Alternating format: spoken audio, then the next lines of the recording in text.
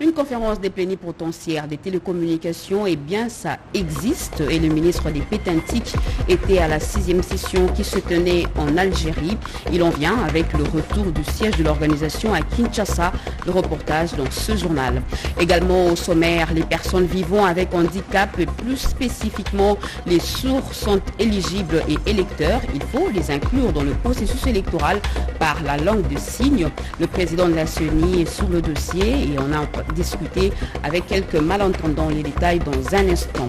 Et enfin, ce n'est pas une fiction, l'agent public sera pris en charge par l'État en ce qui concerne les soins de santé et frais funéraires. Les accords ont été signés avec les prestataires. Le vice-premier ministre, ministre de la fonction publique, a représenté le gouvernement. Voilà pour le sommaire. Et puis un invité dans ce journal, il s'agit de M. Paul Mpolé, c'est lui l'ambassadeur et représentant de la RDC auprès de l'ONU Genève et actuellement président en exercice de la conférence de désarmement de l'ONU. Bonsoir, monsieur l'ambassadeur. Bonsoir, madame Santa, et merci pour l'opportunité que vous nous offrez de intervenir dans ce journal de la RTNC, la chaîne mère. Merci et nous sommes à vous tout à l'heure. Merci. Mesdames et messieurs, bonsoir. Merci d'avoir choisi la RTNC pour vous informer à travers cette grande édition du journal. Vendredi, la tradition a été respectée. La 63e réunion du gouvernement s'est tenue en distanciel, présidée par le chef de l'État, Félix-Antoine Tshisekedi Tshilombo. Ce conseil des ministres a évoqué plusieurs sujets d'intérêt national. Le compte rendu avec le ministre de la Communication et des Médias juste après ce journal. La Banque mondiale, intéressée à l'exploitation des blocs pétroliers dont l'appel d'offres a été lancé hier. Son directeur des opérations était aujourd'hui avec le président de la République, Félix-Antoine Tshisekedi Tshilombo, pour manifester l'intéressement de cette institution bancaire. Les détails avec Rachel Foutou, Roger Dié et Fils Matondo.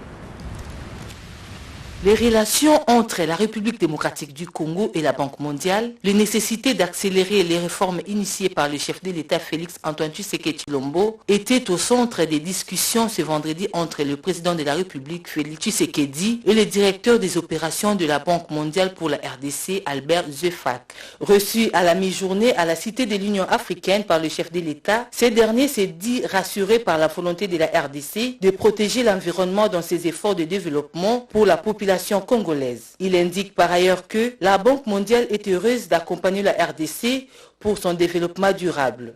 Nous avons discuté des relations entre la RDC et la Banque mondiale. Une banque qui est aux côtés des gouvernements, aux côtés des pays pour s'assurer de l'amélioration des conditions de vie des populations. Nous avons discuté de la nécessité d'accélérer les réformes que le président a initiées, accélérer et approfondir ces réformes pour s'assurer qu'on ait une croissance forte, une croissance soutenable, mais aussi une croissance qui s'accompagne par l'amélioration des conditions de vie des populations. La Banque mondiale travaille aux côtés des pays pour leur développement, pour générer la croissance, créer des emplois pour ces populations et nous soutenons toute activité qui peut générer des emplois et améliorer les conditions de vie des populations dans le strict respect de l'environnement. Ému par ces échanges avec le garant de la nation congolaise, le directeur des opérations de la Banque mondiale en RDC s'est montré très positif de pouvoir travailler pour la Banque mondiale en RDC. Albert Zefak est le directeur des opérations de la Banque mondiale pour 4 pays d'Afrique, dont la RDC, l'Angola, le Burundi et la République démocratique de Sao Tomé et Principe. Sauvons nos forêts. La campagne est lancée pour protéger les savanes et forêts congolaises dégradées. Cette lutte passe aussi par la réduction sensible de charbon de bois dans nos ménages. La vice-première ministre, ministre de l'Environnement et Développement durable, F. Bazaïba, a donné le go à Kinshasa aux côtés de la société Sogaz. Edith Chala nous en parle. Par cette signature entre le ministère de l'Environnement et Développement durable et la société Sogaz, non seulement le partenariat est prolongé, la campagne Sauvons nos forêts est lancée par la vice-première ministre, ministre de l'Environnement et Développement durable, F. Bazaïba. Pour réduire l'utilisation de la braise et des bois de chauffe, le gaz est disponible. Le gouvernement de la République subventionne à hauteur de 50% afin que le prix devienne abordable pour tous et que le pays s'inscrive dans les contributions déterminées au niveau national selon l'accord de Paris. Un partenariat bénéfique pour Jean-Louis Nsikou Saïla directeur général de Sogaz. Notre gaz est contrôlé. Notre gaz est certifié sur le plan international. C'est un produit qui est utilisé à travers le monde. Les outils, les bouteilles que nous appelons communément les bonbons, les accessoires de Sogaz sont certifiés et vous procurent la sécurité totale. Soyez rassurés avec les produits Sogaz. C'est des produits qui ne sont pas dangereux parce qu'ils sont contenus dans des récipients sécurisés. Avec l'utilisation du gaz, les forêts congolaises seront protégées et une contribution significative apportée à la lutte contre la déforestation. Des soins de santé de qualité et une prise en charge sanitaire digne de ce nom, le gouvernement de la République vient de signer des accords avec plusieurs prestataires pour l'amélioration des conditions sanitaires de l'agent public de l'État. Et c'est le vice-premier ministre, ministre de la fonction publique Jean-Pierre Liaou qui a représenté la partie gouvernementale. Cédric Enina, Nadine Kilosho et Moké Maluma. Détermination du chef de l'État de doter la République démocratique du Congo aussi bien d'un système de couverture sanitaire que d'un système particulier de prise en charge en soins de santé et frais funéraires au bénéfice des agents de carrière des services publics de l'État vient d'être matérialisé par la signature du contrat portant sur le recrutement d'un prestataire de services en charge de la couverture des soins de santé et de frais funéraires au profit des agents de carrière des services publics de l'État et des membres de leur famille. Cela sur toute l'étendue du territoire national. Ce contrat signé par le vice-premier ministre, ministre de la fonction publique Jean-Pierre Liaou, accompagné du ministre des Finances Nicolas Kazadi et du vice-ministre du Budget Élisée Bokoumouana, permet aux agents et fonctionnaires de l'État certifiés réguliers et détenteurs d'une carte biométrique de bénéficier gratuitement des soins de santé auprès des hôpitaux concernés ainsi que des frais funéraires. Sous la coordination du Premier ministre, suivant la vision tracée par Son Excellence, Monsieur le Président de la République, nous sommes déterminés à poursuivre le combat contre la pauvreté. Avec la signature de ce contrat, le gouvernement de la République démontre sa détermination d'œuvrer pour l'amélioration des conditions de vie des agents et fonctionnaires de l'État sous le leadership du chef de l'État, Félix-Antoine Tshisekedi Tshilombo. Les mesures d'encadrement pour garantir le suivi du respect des clauses ont été envisagées. Le VPM de la fonction publique Jean-Pierre Liaou a annoncé la mise en place d'une commission interministérielle pour veiller sur la mise en place de ce contrat. À la même occasion, le vice-premier ministre, ministre de la fonction publique Jean-Pierre Liaou a procédé au lancement de la première phase de départ à la retraite des agents publics de l'État dès le mois prochain. Une première vague de 5000 agents va bénéficier d'une mise à la retraite digne avec une enveloppe de $10 000 comme frais de transport. À cela s'ajoutent les allocations des fins de carrière. La manifestation anti-MONUSCO à Butembo a occasionné des pertes en vies humaines, dont 2 casques bleus marocains. C'est une grosse perte pour le Maroc. Son ambassadeur accrédité en RDC est venu présenter son indignation au vice-premier ministre, ministre des Affaires étrangères, Doris Mozo. Les manifestations qui ont secoué en début de semaine les villes du Nord Kivu, notamment Goma et Butembo, ont causé mort d'hommes civils et casques bleus. Parmi ces derniers, il se trouve 2 casques bleus marocains. Dans le cadre des rencontres régulières entre ministère des Affaires étrangères et ambassade, l'ambassadeur marocain Rachid Agassim a évoqué la question avec le vice-premier ministre, ministre des Affaires étrangères et de la coopération internationale, Christophe Lutundula Palapena Pala. Toute vie humaine étant sacrée, il convient de développer tous les mécanismes possibles pour la protéger. Je viens d'être reçu par mon frère, son Excellence, le vice-premier ministre des Affaires étrangères, M. Christophe Lutundula. Nous avons évoqué la situation à l'est du pays. Vous savez, on vient de perdre 2 militaires marocains membres de la MONUSCO. Monsieur le VPM a présenté ses condoléances, sa compassion et il a exprimé sa tristesse. Moi, je dirais que toute vie humaine est précieuse. Il y a des jeunes, pères des Congolais, qui ont aussi payé par leur vie en voulant manifester. Bien évidemment, nous regrettons cette situation et nous appelons à l'apaisement, à la retenue et au calme. Parce qu'il faut penser d'abord à la paix et à préserver les vies humaines. Entre la République démocratique du Congo et le royaume chérifien, les relations sont au beau fixe. et l'intention est de les renforcer. Le séminaire technique régional des responsables en charge de la formation et du développement des compétences des organismes en prévoyance sociale de la zone CIPRES s'est refermé aujourd'hui à Kinshasa. Parmi les résolutions figurent la formation et le développement des compétences dans les organismes des prévoyances sociales pour le rendement des caisses de sécurité sociale. Joseph Oscar Mbalkaïch. Après 5 jours d'intenses travaux, le séminaire technique régional des responsables en charge de la formation et du développement des compétences des organismes de prévoyance sociale de la zone CIPRES, les représentants des différents pays membres de la conférence interafricaine, dont la RDC, à travers la caisse, ont débouché sur des recommandations pour le développement des organismes de prévoyance sociale. À l'ouverture comme à la clôture des travaux, le directeur général intérimaire de la Caisse nationale de sécurité sociale et président en exercice du BLESAC a salué la qualité des échanges issus de ces assises. Les travaux du présent séminaire ont révélé la nécessité pour la CIPRES de concevoir une politique commune, des formations cohérentes, adaptées et efficientes, pouvant permettre aux organismes de prévoyance sociale de disposer des ressources humaines compétentes et capables de participer à la promotion et à l'émergence des régimes de sécurité sociale durable.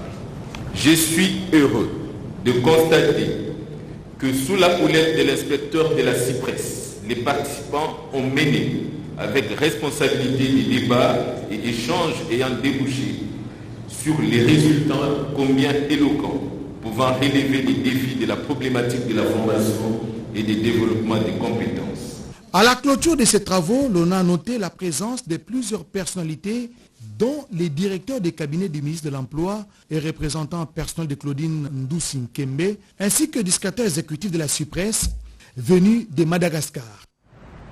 Comment inclure la langue des signes dans le processus électoral en cours en République démocratique du Congo? Eh bien, la question a été portée au président de la CENI par les personnes vivant avec handicap, plus particulièrement les sourds-muets, et c'était lors d'une cérémonie au Centre culturel Boboto en présence de la représentante du représentant du programme des Nations Unies pour le développement, un partenaire dans le processus électoral. Tétis Samba.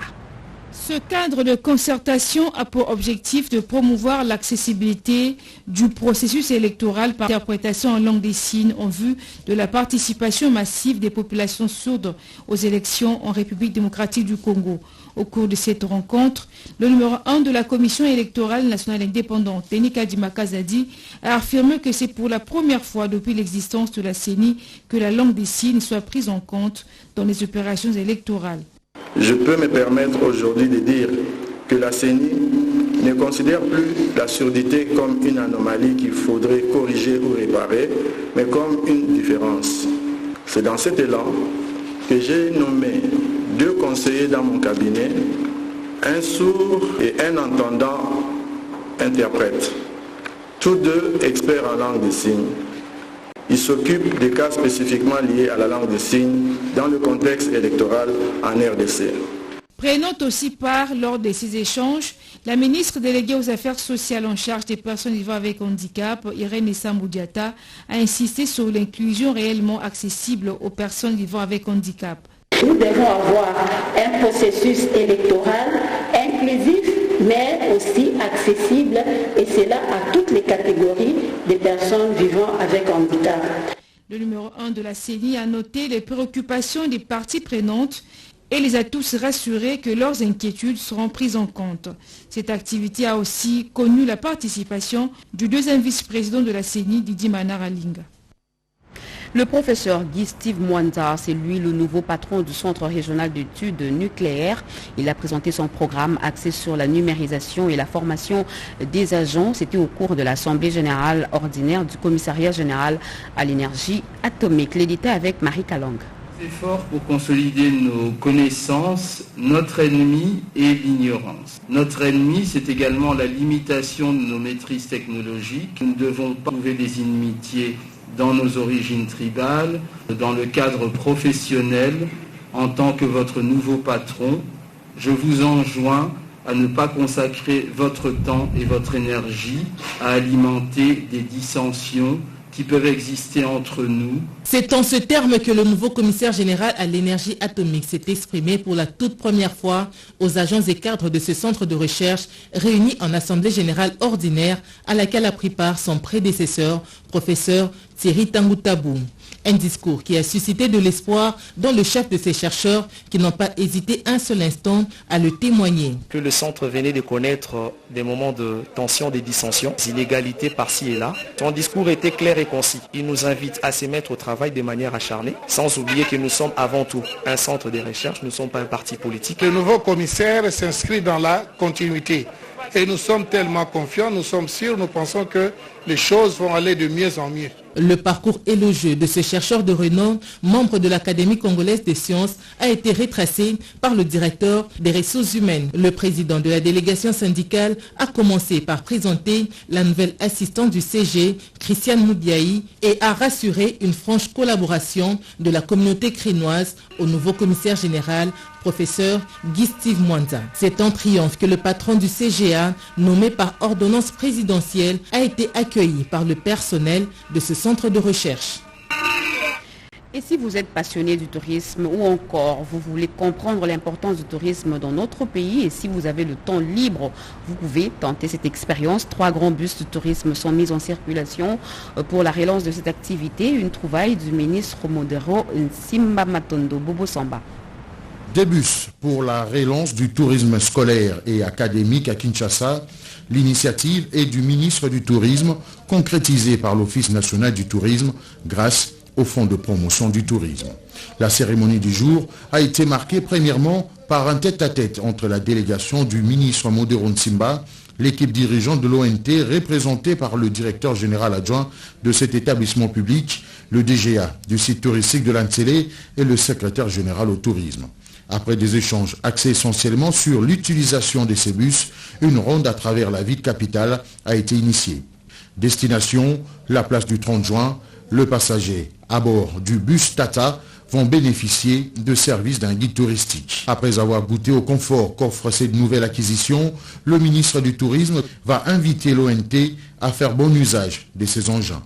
Il va aussi rappeler les objectifs poursuivis par son ministère dans l'acquisition de ces bus. Le tourisme scolaire et académique est une branche au sein du ministère du Tourisme pour l'éducation sur le patriotisme. Nous avons pris l'initiative de mettre en place ces programmes, ensemble bien sûr avec mon collègue qui mettra les écoles à la disposition de l'Office national du tourisme. La relance du tourisme scolaire, académique et professionnel concerne toute l'étendue de la République. D'autres provinces vont emboîter le pas dans un proche avenir.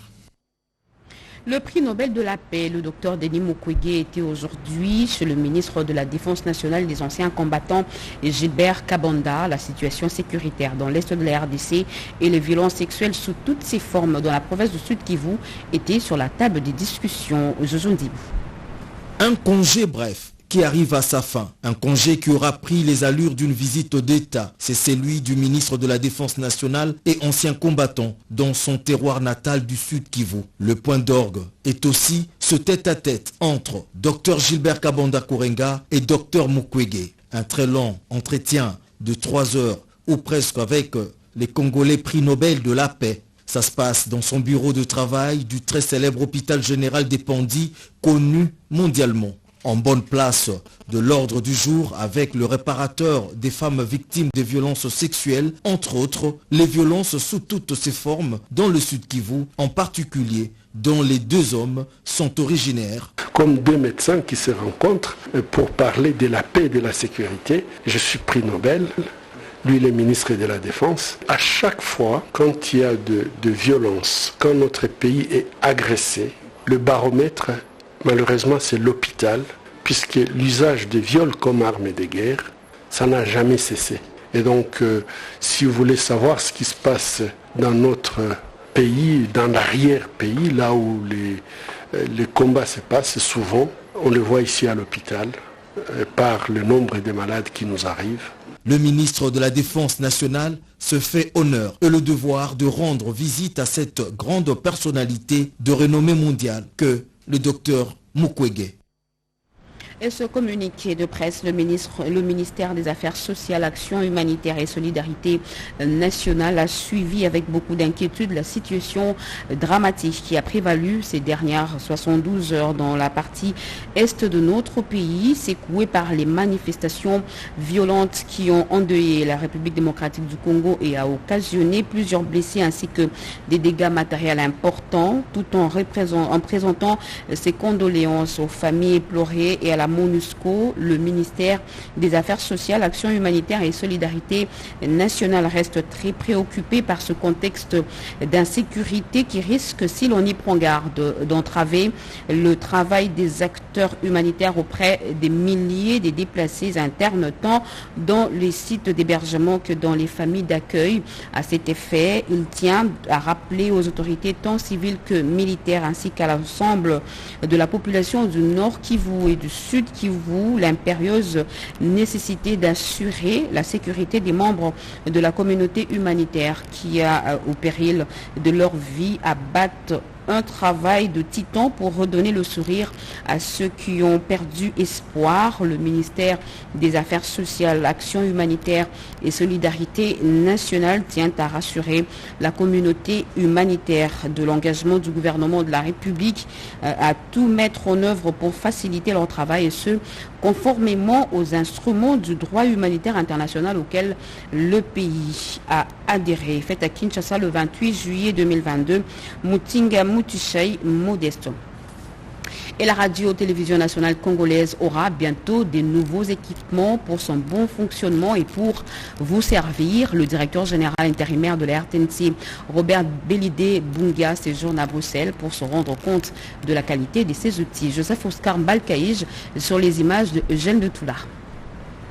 Visite de travail salutaire pour la RTNC. Son directeur général intérimaire Belidé Bunga arrive à Bruxelles, en Belgique, dans le cadre du vaste programme de rééquipement de la chaîne nationale tel que décidé par le gouvernement de la République. Nous sommes venus en Belgique pour prendre contact avec notre partenaire, Studiotech. Vous savez que nous avons un ambitieux programme d'équipement de la RTNC. Du point de vue de la basse fréquence, même la haute fréquence, il fallait que nous puissions venir visiter notre partenaire, voir sa capacité, ses potentiels, n'est-ce pas, en ce qui concerne les équipements audiovisuels, comme le gouvernement le souhaite, et pour le bonheur du peuple congolais. La société Studiotech s'est dit prête à accompagner ces médias publics dans le cadre de ces programmes ambitieux, celui de la modernisation des équipements de la RTNC, vieux de plus d'une décennie. La RTNC est un partenaire de longue date. Nous avons équipé les studios en 2011, 2012, 2013. Nous avons accompagné la RTNC et jusqu'à présent ces équipements sont bien fonctionnels. Maintenant, pour accompagner le programme du gouvernement de la République démocratique du Congo, la RTNC est un grand partenaire via le ministère de la Communication qui a des ambitieux projets pour pouvoir rééquiper, réhabiliter et puis donner des infrastructures très modernes au niveau de la RTNC. Sur place à Bruxelles, une première séance de travail a mise autour d'une même table le directeur intérimaire de la RTNC, Belidé Bunga, entouré du directeur de cabinet du ministre des Médias, Patrick Mouyaya, et d'autres experts d'une part, et de l'autre, le représentant des Studiotech, son directeur général, Nicolas Tardieu, et d'autres membres du staff. Une visite guidée des installations du Studiotech ainsi que des équipements acquis sur fonds propres du gouvernement de la République et prêts à être embarqués vers Kinshasa grâce au leadership du président de la République, Félix Antoine Tshisekedi Tshilombo, s'en est suivi.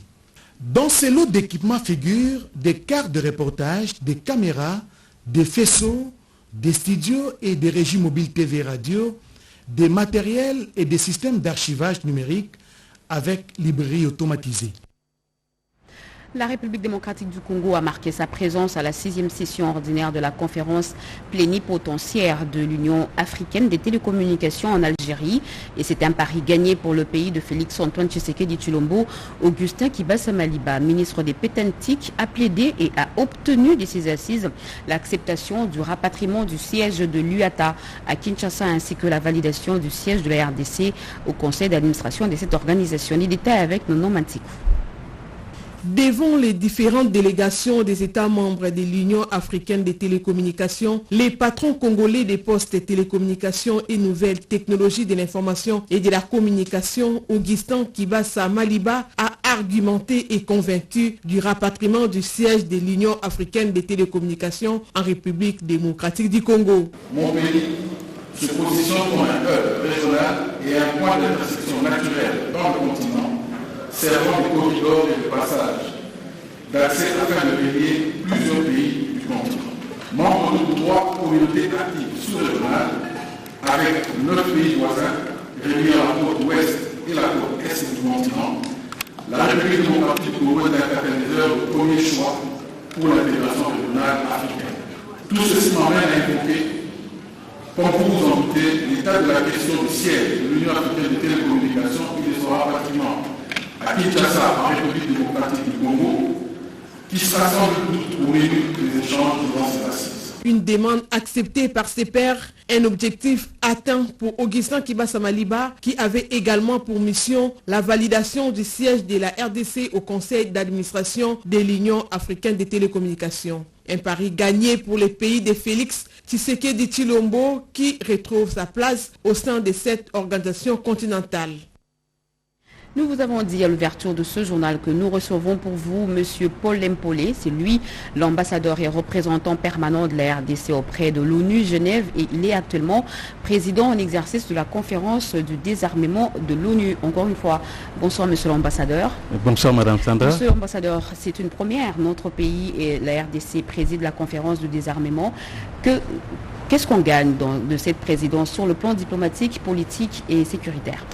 Merci beaucoup Madame Sanda pour, encore une fois, comme je le disais tantôt, l'opportunité que vous nous offrez d'intervenir dans ce journal de la radio et télévision nationale, la chaîne mère, la RTNC, au fait pour parler de la conférence du désarmement dont on assume aujourd'hui la présidence au nom de la République démocratique du Congo, parce que c'est au fait une présidence de la République démocratique du Congo, après 43 de présence de la RDC au niveau de cette instance onusienne.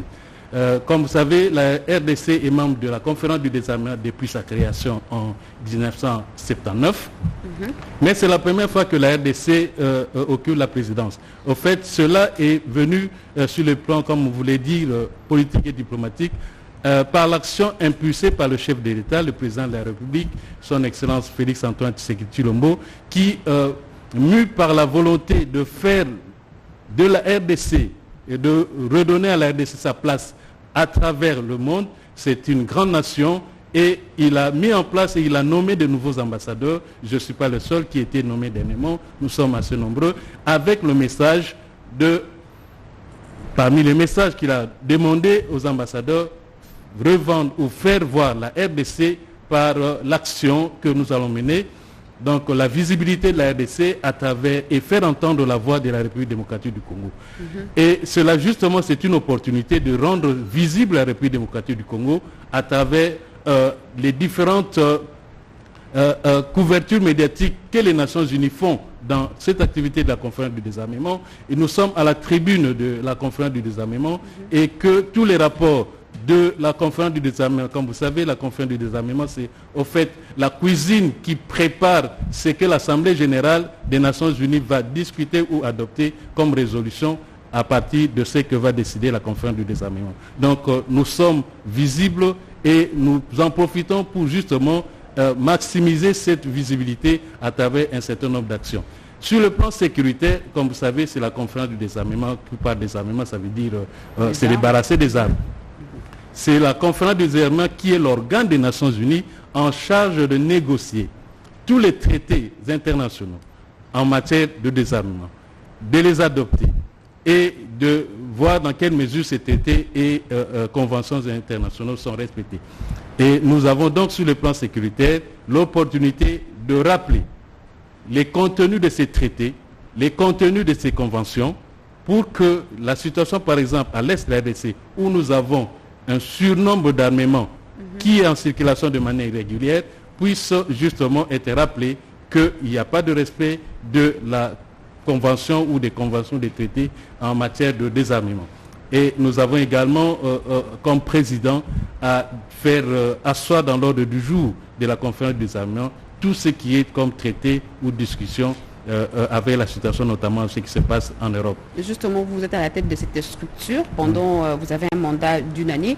Et quelles sont vos priorités? Oui, en fait, nous avons la présidence pour un temps limité et nous allons profiter de cette présidence pour renforcer cette visibilité de la République démocratique du Congo à travers notamment des actions dans l'ordre du jour que nous allons organiser. Nous allons par exemple organiser un événement de haut niveau qui sera présidé certainement par le vice-premier ministre et ministre des Affaires étrangères sur la cybersécurité et ce sera organisé le 11 août avec évidemment des panélistes qui viendront de tous les continents du monde et un viendra de la République démocratique du Congo pour montrer justement que la République démocratique du Congo a des talents dans tous les domaines.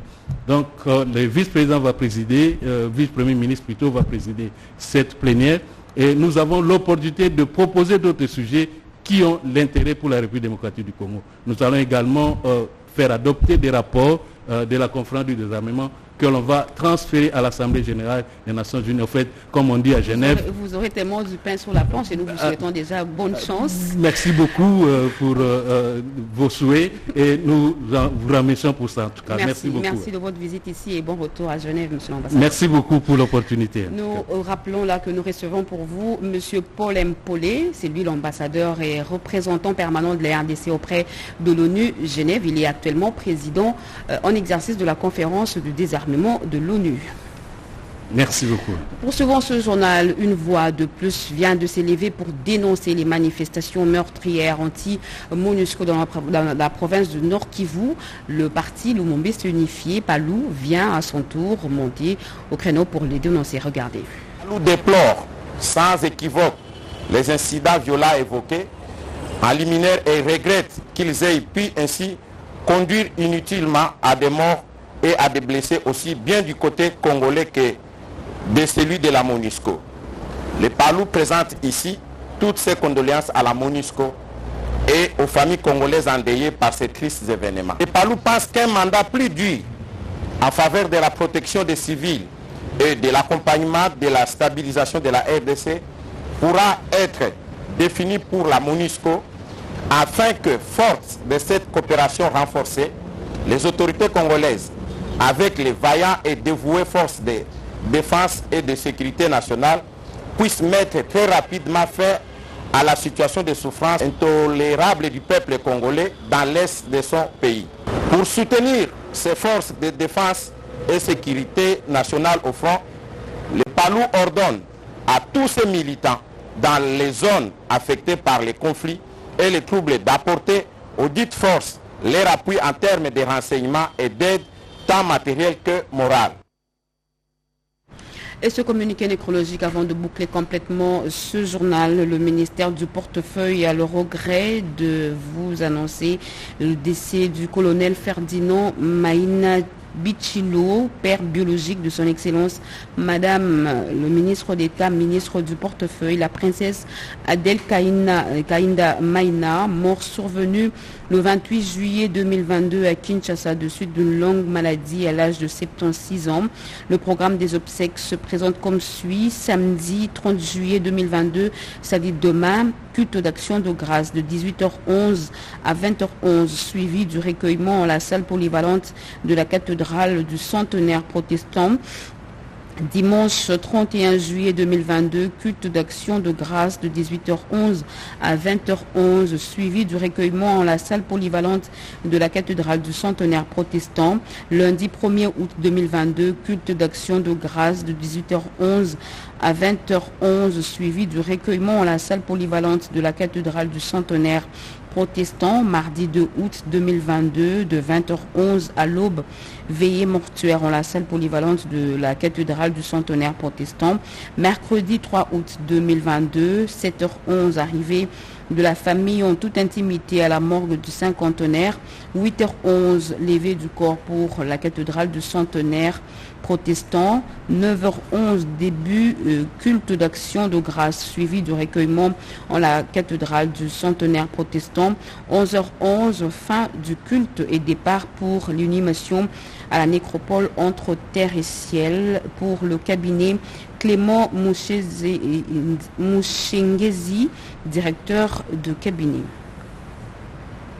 Fin de ce journal, mesdames et messieurs. Merci de votre fidélité. Merci à vous qui nous suivez au quartier Binza Météo à Kinshasa et partout ailleurs sur satellite. Vous êtes sur la RTNT. L'actualité continue sur nos antennes. Retrouvez à 23h Serge Merlin Mata. Moi, je vous retrouve demain à 20h avec le même plaisir. Excellent début de week-end à toutes et à tous. Au revoir.